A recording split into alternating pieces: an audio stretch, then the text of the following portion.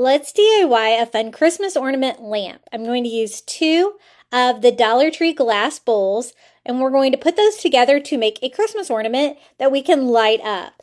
This turned out so cute and it was so easy to put together.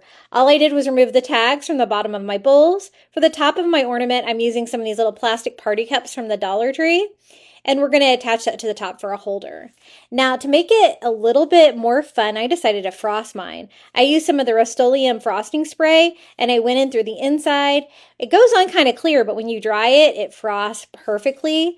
That way, you'll be able to see the light inside of it, but it'll have that great frosty look.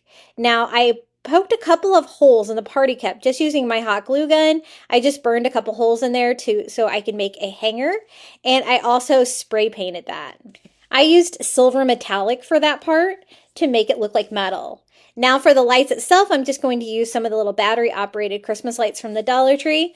I just chose the white lights and I popped a couple of batteries in here. One set should be plenty. I will have the battery pack and the switch come out of the lamp so that I can still get to it and turn it on and off and be able to change batteries.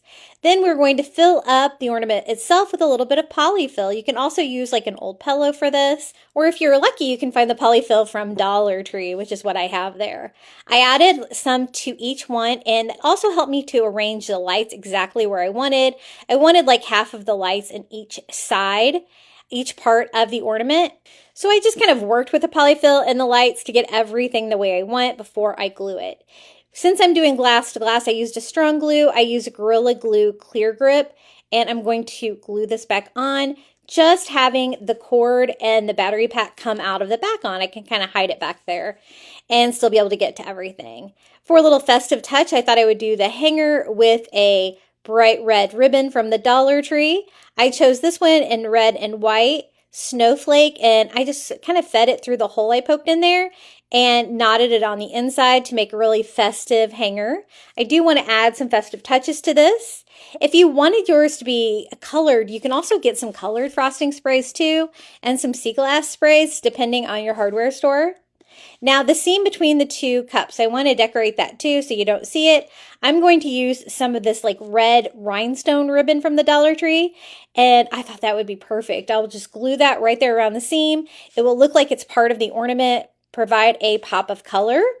And then I'm going to use just a little Christmas pick that I got from the Dollar Tree for some greenery. These can be great for crafting because you can get just little pieces like this that you need for something else.